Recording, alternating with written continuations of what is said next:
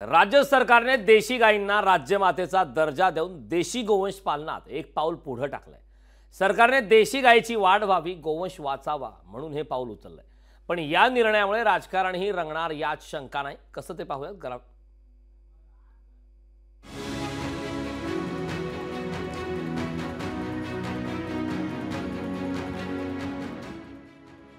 हे आहेत वाशिमचे रवी मार्शेटवार। आपल्या आयुष्यातला मोठा काळ त्यांनी गोसेवा आणि देशी गोवंश प्रचार करण्यात घातलाय।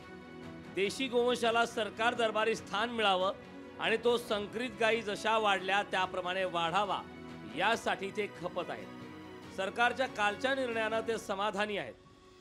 त्या महाराष्ट्र राज्यामधले जे देशी गोपालक आहेत त्या गोपालकांकरता सरकारने एक स्कीम आणायला पाहिजे आणि त्या स्कीमचं नाव असलं पाहिजे लाडका देशी गोपालक। अशा प्रकारची मी विनंती करू इच्छितो सरकारला की ज्या प्रकारे आता सरकारने निर्णय घेतलेला आहे की गोशाळांना प्रति गाय 50 रुपये खर्च जो देण्यात येणार आहे, तशाच प्रकारे शेतकऱ्यांना ज्यांच्याकडे देशी गाय आहे अशा लाडक्या गोपालकाला 50 रुपये प्रति दिवस प्रति गाय ह्याप्रमाणे अनुदान दिलं पाहिजे अशी माझी सरकारला विनंती आहे। गेल्या 7 ते 8 दशकात देशात देशी गायींची संख्या ही 70 ते 80% घटली आहे। एकीकडे लोकसंख्या वाढते आणि उपयुक्त गोवंश कमी होते। ही तूट भरून काढण्यासाठी देशी गोवंश वाढवण्याचा सरकारचा प्रयत्न आहे। त्याचाच हा भाग असल्याचं देशी गोवंश आयोगाचे प्रमुख शेखर मुंदडा यांनी म्हटलं। प्रत्येक घरात आधी गाय होती, प्रत्येक शेतकऱ्याकडे देशी गाय होती, पण ती कमी कमी होत चाललेली आणि नष्ट होण्याच्या आधीच सरकारने खूप मोठं पाऊल हे उचललेलं आहे आणि राज्यमाता म्हणून देशी गोवंश देशी गोमातेला दिलेला आहे।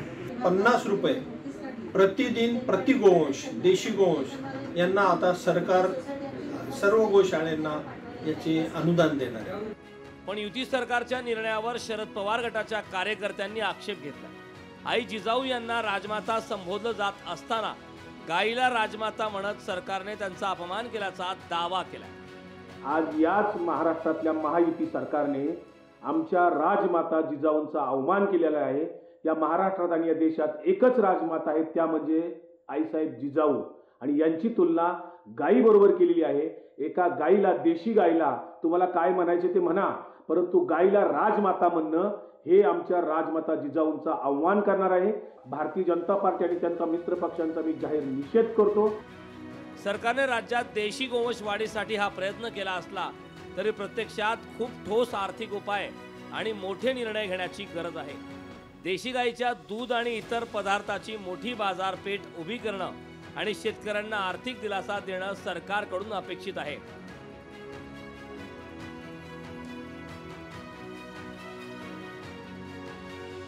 वाशिमहून गोपी व्याससह स्वप्नील जाधव, लोकशाही मराठी, मुंबई। लोकशाही मराठी ऐका, पहा, जागरूक रहा।